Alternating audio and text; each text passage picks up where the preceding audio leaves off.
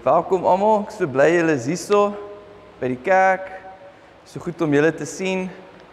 Halleluja. So welkom tot 2026.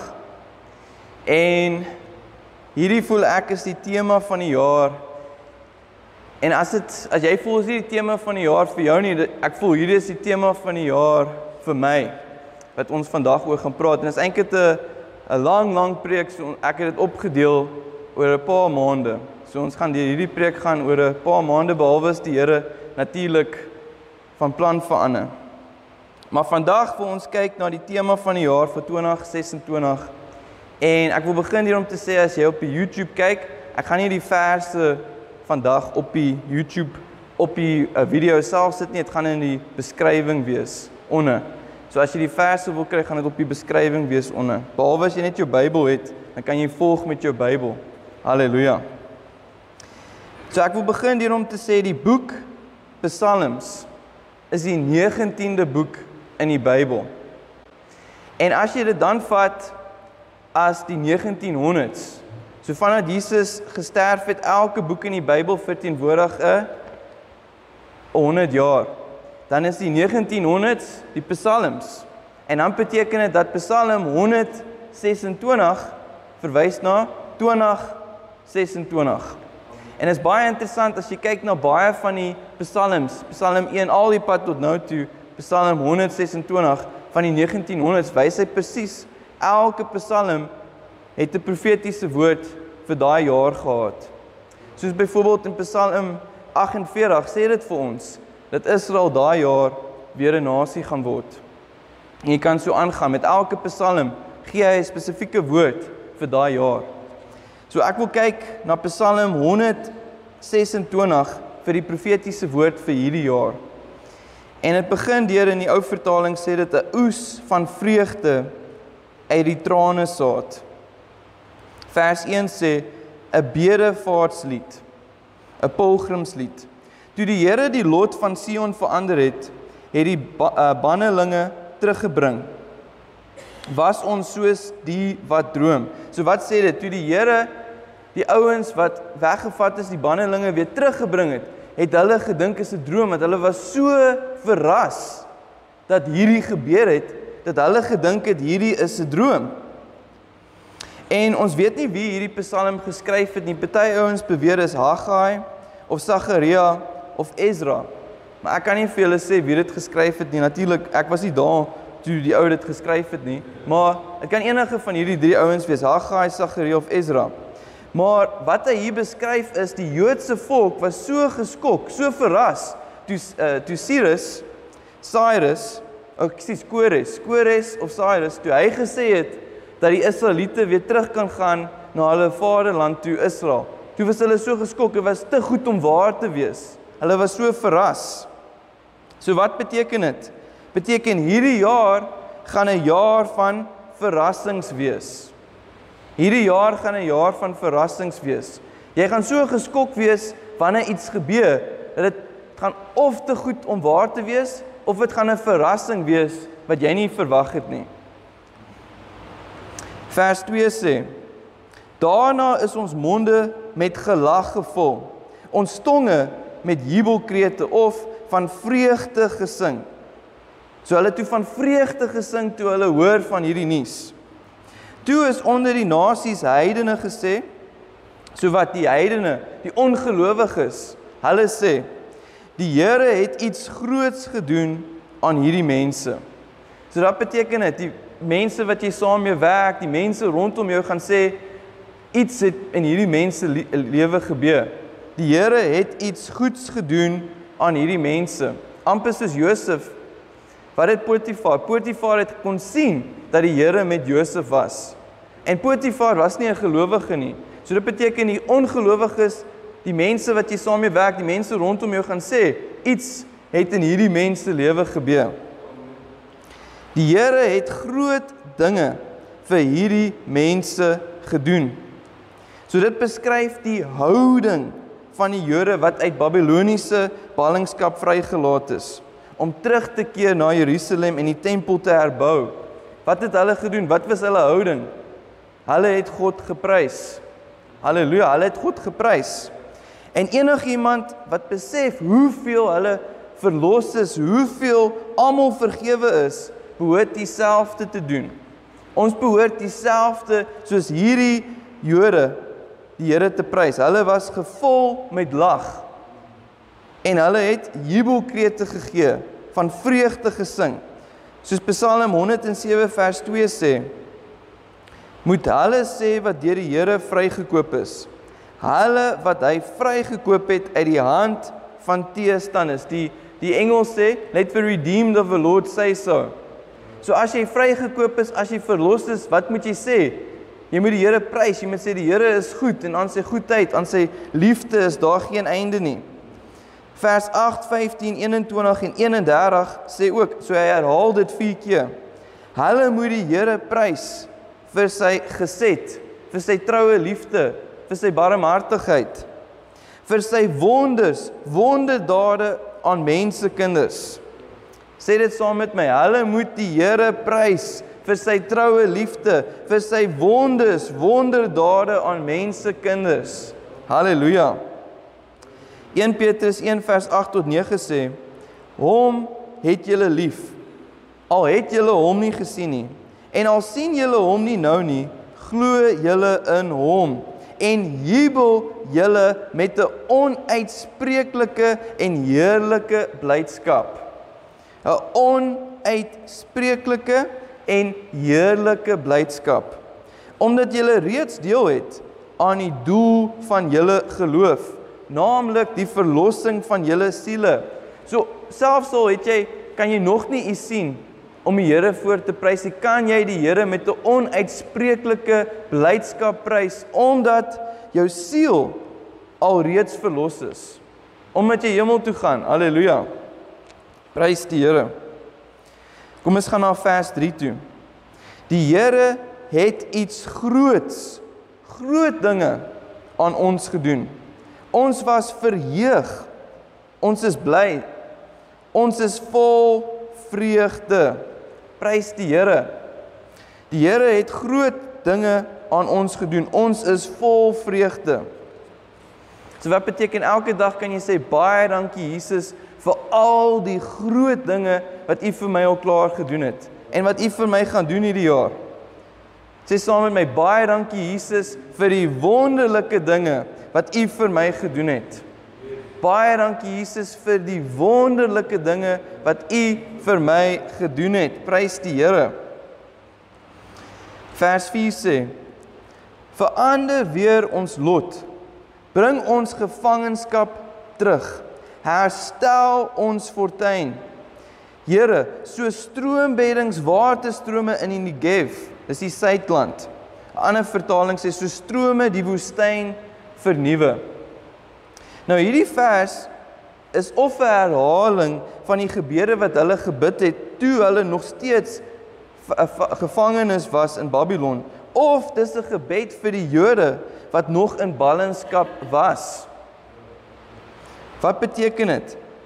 Want nie al die Jode was onmiddellik vrygelaat nie. So wanneer iemand die verlossing van die Here self ervaar, wil hulle dadelik sien dat ander dit ook ervaar. Hulle wil ook sien dat ander verlos en vrygelaat word. Matteus 10 vers 8 sê, maak die siekes gesond, wek dooies op, reinig melaatses, dryf demone uit. Julle het dit verniet gekry, verniet moet julle dit uitdeel. So dit beteken as jy self verniet, genesing, verlossing, al hierdie wonderdade van die Here ontvang het, wil jy dit ook verniet vir ander mense ook gee. Halleluja. So in dieselfde opdrag wat Jesus vir sy disippels beveel het om die evangelie te gaan verkondig, het hy hulle ook beveel om die siekes te genees, die melaatses te reinig, die dooies op te wek en duiwels uit te dryf. So dit is verbasend dat godsdienstige kerke sê, okay nee, ons sal die evangelie verkondig, maar hierdie ander goed is nie so belangrik nie. Hierdie ander opdragte is verwaarloos. So die waarheid is dat as hulle nie eers die evangelie verkondig nie, jy weet, baie verkondig nie eers die evangelie nie. Maar as jy die evangelie verkondig, wat gebeur? Sal wonderbaarlike genesings en bevrydings daar ook wees. In Handelinge 4 vers 29 tot 30 het die disippels gebid en die Here gevra om die evangelie deur hulle te verkondig, deur sy hand uit te steek om deur hulle te genees. God sal altyd die ware prediking van die evangelie deur tekens en wonderwerke bevestig. Markus 16 vers 20 sê, hulle het toe uitgegaan en oral gepreek. Die Here het met hulle meegewerk en die prediking bevestig met wondertekens wat daarop gevolg het. Amen. Nou let veral op in Matteus 10 vers 8 dat Jesus nie gesê het gaan bid vir die siekes nie. Hy het gesê gaan genees die siekes, maak die siekes gesond. Dit beteken nie ons bid nie vir die siekes nie, maar dit beteken ons moet ons autoriteit gebruik om die siekes gesond te maak. Nie net vir hulle te bid nie, maar jy bid vir hulle ook, soos Jakobus 5 vers 14 sê, as iemand van julle siek is, moet hy die ouderlinge van die gemeente roep, sodat hulle vir hom kan bid, nadat hulle hom in die naam van die Here met olyfolie gesalf het. Die gelowige gebed sal die sieke gesond laat word, en die Here sal hom weer oprig, en as hy sonde gedoen het, sal hy vergewe word. Maar daar is 'n verskil tussen om net vir die siekes te bid, en om hulle gesond te maak. Want Jesus het nie vir die siekes gebid nie. Hy het sy gesag gebruik om hulle gesond te maak. En Jesus het ons dieselfde gesag gegee, soos Matteus 10 vers 1 en Matteus 28 vers 18 tot 20 sê. Prys die Here. Psalm 126 vers 5 sê, die wat met trane saai, sal met jubelkrete, met 'n gejubel, met vreugde maai, sal die oes met gejuig inbring. So as jy met trane saai, sê hy, jy gaan met vreugde maai. Nou, die Here het vir my hierdie vers gegee, en toe wonder ek, is hierdie een van die verse vir die jaar? Toe prys die Here, toe staan 'n profeet, Joseph Z, wat 'n regte profeet is, en hy het 'n bevestiging gegee, dat hy sê, hierdie is die vers van die jaar. Hy sê, hierdie is die jaar van oes. Wat jy gesaai het, sal jy oes. Prys die Here. Nou, hierdie vers is vergelykbaar aan Galasiërs 6 vers 8, wat sê, hy wat in die vlees saai, sal uit die vlees vernietiging oes. Maar hy wat in die gees maai, sal uit die gees, maar hy wat in die gees saai, sal uit die gees die ewige lewe oes, die ewige lewe maai. Kom ek lees dit weer. Hy wat in die vlees saai, sal uit die vlees vernietiging oes. Maar hy wat in die gees saai, sal uit die gees die ewige lewe oes. So ons maai wat ons saai. So alhoewel gelowiges dalk dieselfde ontberinge en moeilikhede mag ervaar as wat ongelowiges ly, omdat almal in 'n gefalle wêreld leef, kan ons in ons gees saai, wat uiteindelik vreugde sal maai, vreugde sal oes. Prys die Here. Sê, wat jy saai, sal jy maai. Sê saam met my, wat jy saai, sal jy maai. So dit beteken, selfs al gaan dit moeilik, omdat ons in 'n gebroke wêreld is, beteken dit jy kan in die gees saai, en jy sal vreugde oes. Prys die Here. Vers 6 van Psalm 126 sê, die draer van die saadsak, wat loop en huil, sal beslis terugkom met jubelkrete, terwyl hy sy gerwe dra. So die draer van die saadsak, die saadkoring wat hy het, wat loop en huil, hy ween met trane, sal beslis, sal sekerlik, sê sekerlik. So dis nie dalk nie. Dis nie miskien nie. Dis beslis. Dit is sekerlik. So wat beteken dit? As jy hierdie saad saai, sal jy sekerlik beslis terugkom met jubelkrete, met 'n gejubel, met juigend, sing van vreugde, terwyl hy sy gerwe dra. Prys die Here. 'n Vers wat gekoppel is hieraan is 1 Korintiërs 15 vers 58 wat sê: "Daarom my geliefde broers, wees standvastig en onwrikbaar." Dit beteken onbeweeglik. "En wy julle ten volle aan, altyd oorvloedig in die werk van die Here, omdat julle weet dat julle arbeid in die Here nie vergeefs, nie te vergeefs is nie." En nou, wat se arbeid is hierdie? Eerste plek, jy kan saai, jy saai jou tiende of jy saai jou offergawe, maar natuurlik die Bybel, die verse, die woord wat jy verklaar, die woord wat jy vashou en glo, is 'n saad. God se woord word die onverganklike saad genoem.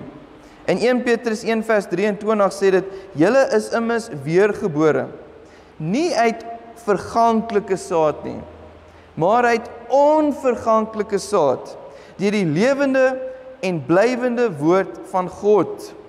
So dit beteken selfs al het jy trane, selfs al is jy moedeloos, as jy 'n besluit maak om daai woord te verklaar, vas te hou aan daai woord, daai saad te saai, sê dit is 'n blywende woord, 'n lewende woord, en jy sal verseker beslis 'n oes van vreugde hê. Halleluja. Nou wat dink meeste mense? Meeste mense dink geluk is 'n emosie. En wat is party van die gesegdes wat party lande het? Hulle is vir prosperity and happiness. Of wat sê hulle? The pursuit of happiness. Nou as jy vir geluk leef, sal jy nooit gelukkig wees nie. As jy vir happiness leef, sal jy nooit happy wees nie. Want happiness, geluk, soos die wêreld dit definieer, is wanneer alles gebeur soos jy dit wil hê. En wanneer alles nie gebeur soos jy dit wil hê nie, dan is jy nie gelukkig nie. Dan is jy nie happy nie. So geluk vir die wêreld is 'n emosie. Vir die wêreld is dit 'n emosie, en wat gebeur met emosies? Emosies wissel. Emosies gaan op en af. Een moment is jy gelukkig, die ander moment is jy nie gelukkig nie. As iets goeds gebeur, is jy gelukkig. As iets slegs gebeur, is jy nie gelukkig nie. As jy goed doen by jou werk, is jy gelukkig. As dit nie goed gaan by die werk, is jy ongelukkig. As jy vrou vir jou lief is jy gelukkig. As die vrou met jou raas, is jy nie gelukkig nie. Of wat? As die kind huil, is jy nie gelukkig nie. As die kind bly is jy gelukkig. So dit wissel.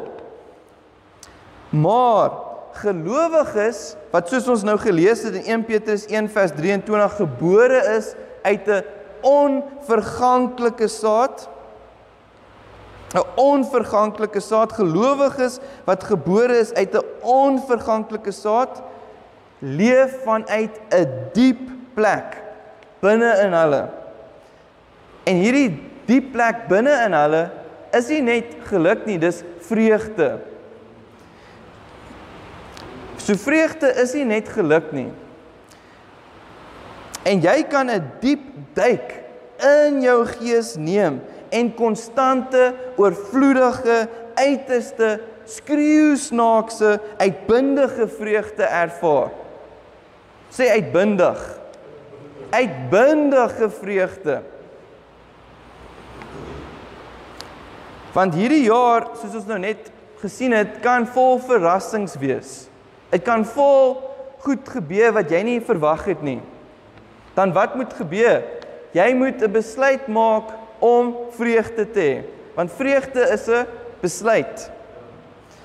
En hoe weerstaan ons die duiwel? Want wat wil die duiwel doen? Die duiwel wil nie hê jy moet gelukkig wees nie, maar hy wil jou vreugde steel. Die duiwel wil jou vreugde steel. En hoe trotseer ons, hoe weerstaan ons die duiwel? Eerste plek, party mense dink, hulle kan nie die duiwel weerstaan nie. Jakobus 4 sê, jy moet die duiwel weerstaan. Weerstaan die aanval van die vyand. Sê, ek moet die duiwel weerstaan. Ek moet die duiwel weerstaan. As jy nie die duiwel weerstaan nie, gaan niemand die duiwel weerstaan in jou lewe nie. En wat wil die duiwel doen? Hy wil jou vreugde steel.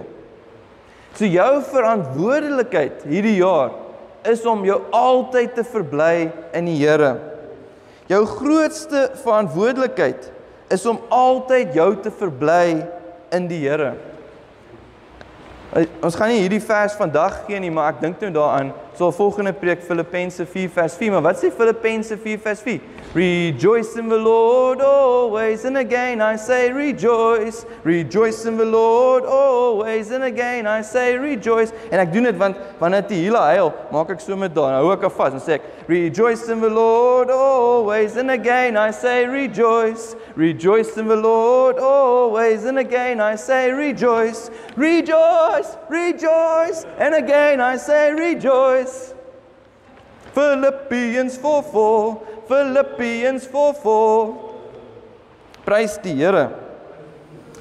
So dit beteken wanneer iets slegs gebeur, moet jy onmiddellik die besluit maak om in vreugde te reageer. Onmiddellik. Jou grootste verantwoordelikheid is om jou altyd te verbly in die Here. Want dis die wapen wat jy gebruik teen die duiwel. En daardie vreugde is daar binne in jou. Maak nie saak wat aangaan buitekant nie. Prys die Here. En dis hoekom soos ons gelees het in Psalm 126, dis die waters, die strome waters in die suide. Waar is die strome waters in die suide? Die strome waters in die suide is hier binne in jou. Die strome waters van die noorde is wat op jou kom. Partykeer het jy daai salwing van blydskap wat oor jou kom. Jy weet, en dan is jy net bly. Maar die strome waters van die suide maak jy 'n besluit om dit te laat uitkom. Prys die Here. Kom ons kyk na Jakobus 1 vers 2. Jakobus 1 vers 2. Nou Jakobus 1 vers 2 sê, en dis nou die eerste ding wat hy sê vir julle. In vers 1 sê hy natuurlik, hy sê wie hy voorskryf, en vers 2 sy eerste opdrag aan die Christene, aan die Joodse Christene. Beskou dit as 'n groot louter vreugde. Wat beteken louter? Suiwer. Suiwer. Beskou dit as 'n groot suiwer vreugde. Baie bly wees. En die woord daar in die Grieks is chara. Sê chara. Nou ons sal in die toekoms en volgende preke in hierdie woord chara ingaan. Maar chara kom van charis. Weet julle wat charis is? Genade. So, wanneer jy die genade van die Here ontvang het, kan jy vreugde hê altyd. Prys die Here.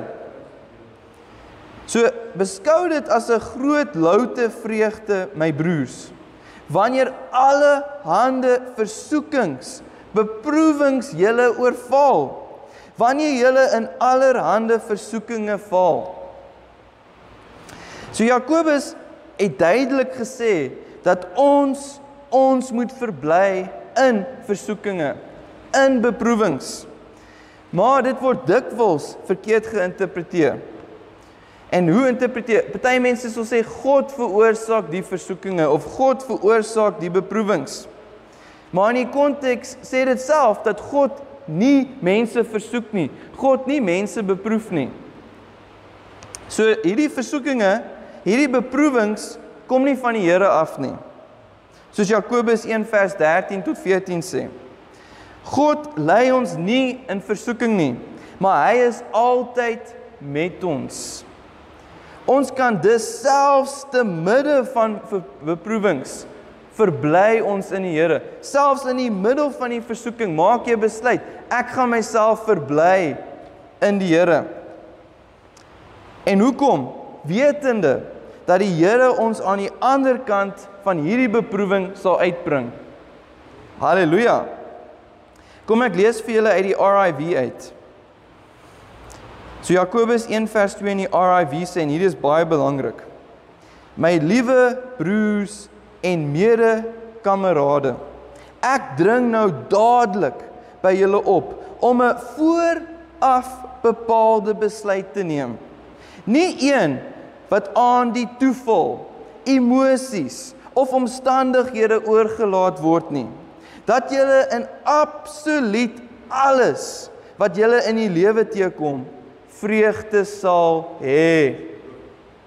Soos 'n vooraf bepaalde besluit. Jy maak nou al die besluit. En baie kere is dit die beste om 'n vooraf bepaalde besluit te maak. Soos byvoorbeeld, kom ons sê jy gaan kuier met mense of familielede wat jy weet baie kere wil 'n bietjie in 'n argument ingaan. Hulle wil met jou fight of hulle wil stir. Dan maak jy 'n vooraf bepaalde besluit, ek gaan nie kwaad word nie. Maak nie saak wat hierdie persoon sê nie. Hulle kan wat ook al sê, ek gaan nie kwaad word vir hulle nie. En dan wat gebeur? Partykeer dan kom hulle nie eers met stories nie. Hoekom? Want jy het 'n vooraf bepaalde besluit gemaak wat ook al hulle sê, ek gaan nie kwaad word nie. So natuurlik, dieselfde, hierso sê hy, 'n vooraf bepaalde besluit te neem, nie een wat aan die toeval, emosies of omstandighede oorgelaat word nie. Dat julle in absoluut alles wat julle in die lewe teekom, vreugde sal hê. Amen. Ek praat van tye wanneer julle jouself onkant betrap. So hierdie is verrassings. Soos ons gesien het in Psalm 126 vers 1, sê dit dat hierdie jaar verrassings gaan bring. Partykeer gaan dit goeie verrassings wees waar jy soos dis 'n droom. Hierdie is 'n droom. Jy weet, is te goed om waar te wees. Maar dalk kan dit ander verrassings wees wat nie so goed is nie. Ek praat van tye wanneer jy jouself onkant betrap in allerhande moeilikhede, probleme en situasies beland en heeltemal omring word deur allerhande moeilikhede, probleme en situasies wat gestuur is om julle te vang, julle te laat struikel of vernietiging in julle lewe te veroorsaak. Maar wat is die antwoord? Jy moet 'n vooraf bepaalde besluit maak om vreugde te hê. Sê ek maak 'n vooraf bepaalde besluit om vreugde te hê. Sê saam met my weer, ek maak 'n vooraf bepaalde besluit om vreugde te hê. Nog een keer, ek maak 'n vooraf bepaalde besluit om vreugde te hê. Halleluja. En hoekom kan ons hierdie vreugde hê? Want is deur die Here se charis. Is deur die Here se genade. Halleluja. Kom ek lees vir julle dit uit die Engels uit, want party mense hoor dit beter in die Engels. So James 1 verse 2 in the RIV. My dearest brothers and fellow comrades, I urge you right now to make a predetermined decision, not one left to chance, emotions, or circumstances, that in absolutely everything you face in life, you are going to have joy. I'm talking about times when you find yourself taken off guard, surprises, surprise, surprise, falling into and being completely surrounded by all kinds of difficulties, problems, and situations that have been sent to entrap you, trip you up, make you stumble, or produce destruction in your life. Nou hierdie woord vir joy, kom ons praat 'n bietjie daaroor. Dis suiwer vreugde, louter vreugde. En dis nie 'n menslike geluk wat kom en gaan nie. Dit is eerder 'n bo-natuurlike vreugde wat deur genade geproduseer word, deur die charis, die genade, die gen van die Here. En jy kan dit ervaar, voel en manifesteer ongeag van die eksterne omstandighede. So hierdie gara, hierdie vreugde kan geervaar word, gevoel word, gemanifesteer word, ongeag die eksterne omstandighede. Hoor julle? Wanneer 'n verrassing kom, moet jy die gereedheid van die Gees hê om onmiddellik met vreugde te reageer. En die waarheid is, ongeag hoe lank ons met God gewandel het, of hoe geestelik ons is, hoe geestelik jy dink jy is, almal ervaar tye van berekende toetse wat teen hulle kom. Almal ervaar tye wanneer 'n berekende toets kom wat ons verras. Maar wat moet jy doen? Jy moet reageer en 'n besluit maak onmiddellik om met vreugde te reageer. Jakobus 1 vers 3 sê, hoekom kan jy besluit om met vreugde te reageer? Hoekom? Want hy sê, omdat julle weet, dat as julle geloof getoets word, as hierdie geloof deur hierdie beproewing gaan, dit volharding meebring. Dit lydsaamheid, of die Griekse woord wat ons al baie oor gepraat het, hupomene. Daar julle nog hupomene, is daai hang in the power. Hang in the power. Hupomene. Kom ek lees vir dit uit die RIV uit. Dit sê, jy moet weet, werklik weet, en nooit vergeet nie, dat moeilike situasies kom om te sien of jy ernstig is oor jou geloofstandpunt, en of jou geloof werklik is wat dit beweer om te wees, of dat dit onder druk sal breek. Maar uiteindelik, wanneer daardie toetse bedaar, en jou geloof steeds sterk staan, sal dit bewys het dat jou geloof eg is. Wanneer jy terugdruk om die toetse te weerstaan, wat gestuur is om jou te breek, veroorsaak daardie terugstoot 'n vrystelling van goddelike uithou vermoë, wat jou van die bokant van jou kop tot die onderkant van jou voete vul. Ek weet nie of julle dit al geervaar het nie. Hierdie is iets wat mense wat oefen ervaar. Wanneer jy daai eerste pyn ervaar van die oefening, maar jy druk deur dit, na dit, is dit lekker. Want jou liggaam skei al daai lekker hormone af. Hey Johannie, daai eerste bietjie van die draf is moeilik, maar nadat jy deur dit gedruk het, dan voel dit soos jy kan vir altyd hardloop. Want jou liggaam skei daai endorfine af. So dieselfde soos wat hy hier sê, wanneer hierdie moeilikheid kom en jy druk deur dit, dan wat gebeur? Dan kom die vreugde maklik. So is net daai begin waar dit moeilik is om te lag, waar dit moeilik is om vreugde te hê, maar as jy deur dit gedruk het, dan is dit sommer lekker. Prys die Here. En soos Caleb gesê het, Caleb het gesê dat hierdie reuse is my brood. Hierdie reuse gaan my sterker maak. So dieselfde wat vir my baie mooi is om na weights te kyk. Ek hou van om na weights te kyk, want ek weet hierdie weights gaan my sterker maak. Ek like om na weights te kyk en selfs vir my Kersfees geskenk het ek vir my pa en vir my weights gekoop.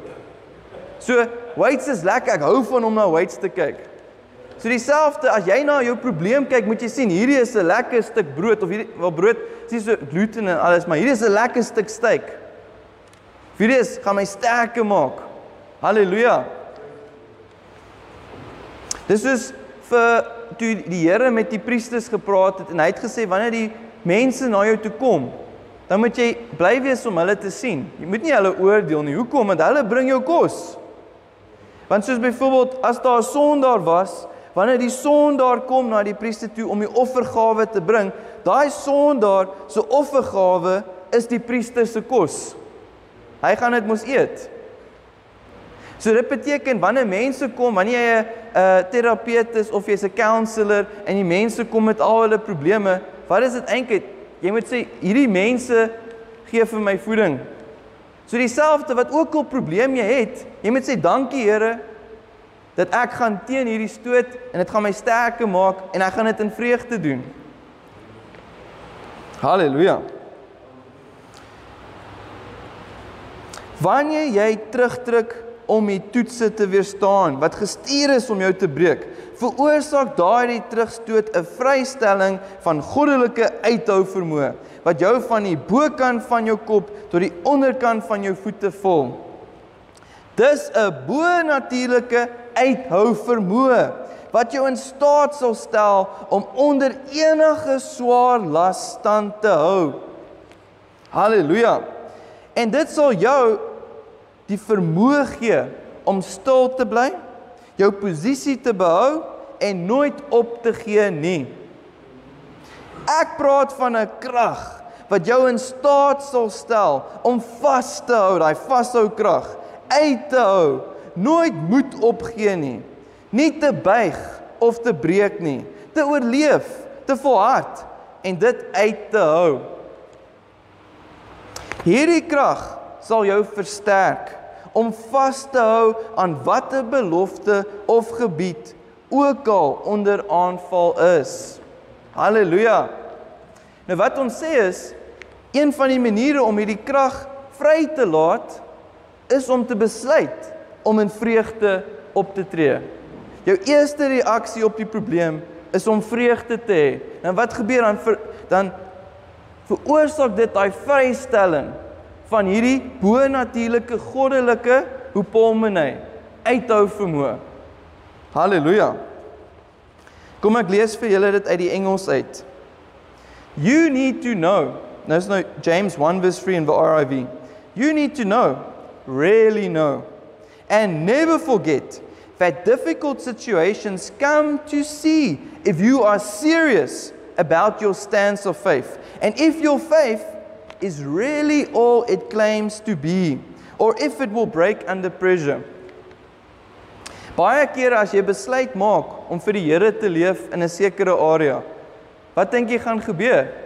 Die duiwel gaan jou aanval in daai area. Dis wat baie kere gebeur. Soos besluit, as enige area, as jy besluit om vir God se beloftes te vat vir genesing, of God se beloftes te vat vir voorsiening, of God se beloftes te vat vir jou kinders, dan ewe skielik is jou kind ongeskik met jou daai dag. Of ewe skielik, jy staan vir genesing, daai week is jy so siek, jy weet nie wat aangaan nie, of wat ook al, wat gebeur? Dis 'n counter-attack, die duiwel val jou aan. Want jy het 'n besluit gemaak om ernstig te wees oor jou geloof. Maar dan wat sê hy? But finally, when those tests let up, and your faith is still standing strong, it will have proven your faith to be real. When you push back to resist the tests that have been sent to break you, that pushback triggers a release of divine endurance that fills you from the top of your head to the bottom of your feet. Maak 'n bietjie so top of your head to the bottom of your feet, jy's gevul met krag. It is a supernatural endurance that will enable you to bear up under any heavy load. And it will give you the ability to stay put, to keep your position, and to never surrender. Wat ook baie kere gebeur is, jy dink jou probleem is moeilik. Maar as omdat jy net met jouself te doen het, praat 'n bietjie met ander mense eet jou probleme vir ontbyt. Hulle is soos jou, wat? Jy's gestres daaroor. Ek doen dit in die eerste 3 minute van my dag, dis soos easy. So jy dink jou probleme is moeilik, maar jy moet 'n bietjie luister na ander mense. Nou hoor jy, almal het issues. Almal het probleme wat hulle deurgaan, maar jy moet 'n besluit maak om in vreugde te reageer. Dan sê hy, I'm talking about a power that will enable you to hold on, hold out, never give up, neither bend nor break, outlast, persevere and stick it out. This power will strengthen you to hold on to whatever promise or territory is under assault. En ons gaan nog na daai vers kyk in die toekoms, maar hierdie is Nehemia, wat sê, the joy of the Lord is your strength. Die vreugde van die Here is jou krag. So wanneer jy besluit maak om in vreugde te bly, dan wat sê hy? This power will strengthen you to hold on to whatever promise or territory is under assault. Halleluja. So, wanneer jy hierdie probleme ervaar, moenie gaan op die omstandighede nie. En happiness is net 'n emosie, maar jy moet diep gaan. Diep binne in jou is vreugde. In die suidekant, soos ons gelees het in Psalm 126, in die suidekant is die vreugde van die Here. Soos Jesus ook gesê het, out of your bowels will flow living waters. Hey? Rivers of living waters. Die Here sit sy gees in jou, in die gees is vreugde, soos die strome in die suide.